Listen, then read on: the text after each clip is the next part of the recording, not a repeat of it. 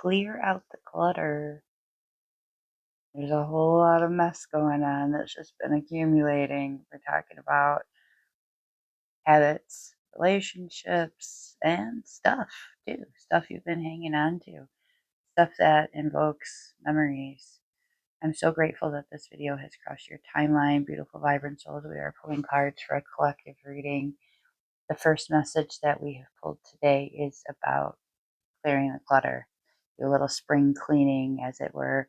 We're well into spring, but it's never too late to get rid of the things that are not a part of your life anymore.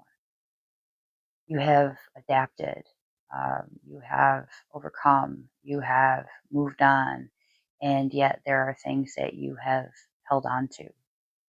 They are nostalgic.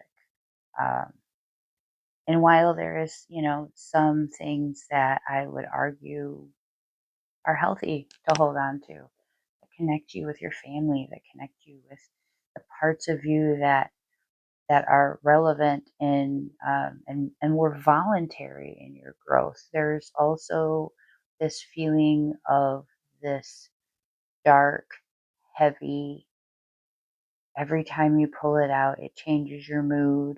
You stuff it into the back of the closet, you stuff it under the bed, it's packed in a box in the back corner, it's in the attic, it's in the garage.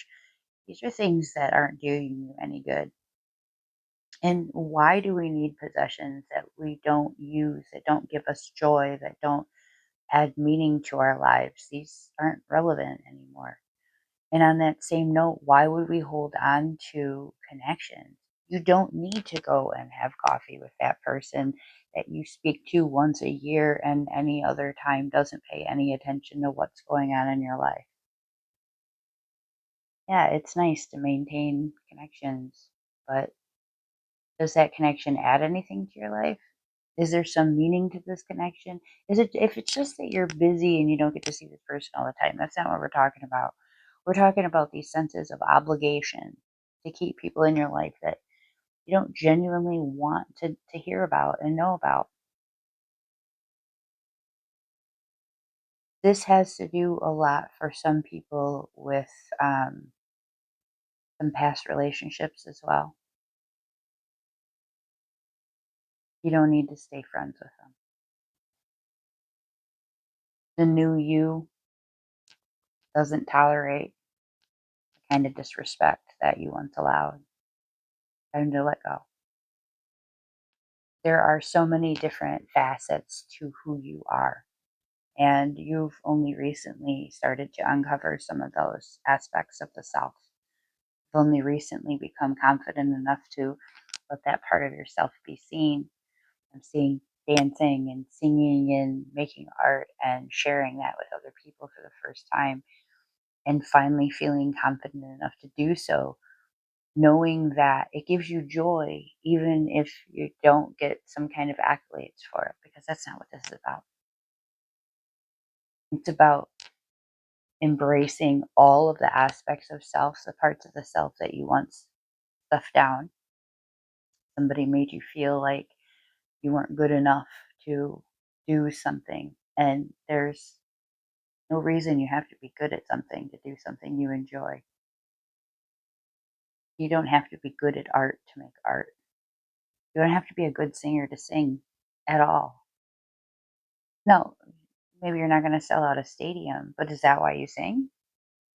Is that why you do it? Or do you do it because it makes you feel like a part of this existence? Like it adds a layer of experience to your world. That's why you do it. That's why you dance. Not because you're good at dancing and because you want to be on TikTok and you want to get a million views. That's not why you dance. Dance because your body is expressing itself. You're making magic with your movements. That energy is evolving into your manifestations. It's creating joyful experience for you. It's elevating your vibration. That's why you dance. All of these things are part of who you are. You used to feel like nerdy was a bad word. You used to feel like gardening was for old people. You used to think things about what it is that you enjoy. Somebody made you feel bad about that, and that was their own insecurities that they were projecting. Share who you are with the world. You will find the people that love you and think that this makes you even cooler. But this just adds something really remarkable to who you are. There's something very special about you because there are so many different aspects to who you are. You're not just one type of person. You're just not one thing. You are so many things. You are a kaleidoscope of experiences and interest, and there's even more. You want to see that of the high priestess and the devil. What a combination. This is about that dynamic. This is about exploring different sides of the self. This is about being comfortable with indulging in the more delicious side of life, even if there isn't a higher purpose to it. There is a sense here that your intuition guides you to letting loose and having some fun. Sometimes it guides you to avoiding the things that you know are going to drag you into that dark place. Spirit wants you to be more in tune with both sides of the self. Spirit does not want you to only play in the light. Spirit also wants you to go dabble in the dark. Both aspects of you are critical to maintaining balance. You will never fully understand yourself if you are afraid of the dark side. You don't do the shadow work. And I don't mean just doing your little journal. I mean digging really deep and asking yourself, why do I do the things that I do? What made me believe that this is a part of who I am? Doesn't mean it's not going to be a part of who you are, or that it's some kind of delusion. It means asking yourself the real questions. When you have a thought that crosses your mind that isn't what people would have expected of you, let yourself giggle about it. There's nothing wrong with that. We are all multifaceted beings. There is a positive and a negative side to all of us. We all have ups and downs. There is light and there is shadow. And it is in embracing this other side of the self that we really truly start to understand our potential and our possibilities and what it is that we're capable of. It also helps us avoid the types of pitfalls that can lead us into these states of imbalance that cause us serious problems.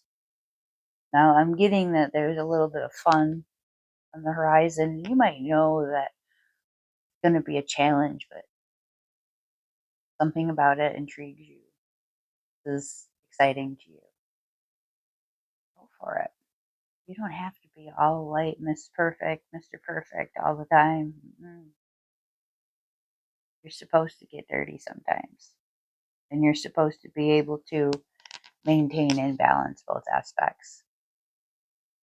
I'm always grateful to be a part of your healing journey, and thank you so much for being a part of mine. Many blessings.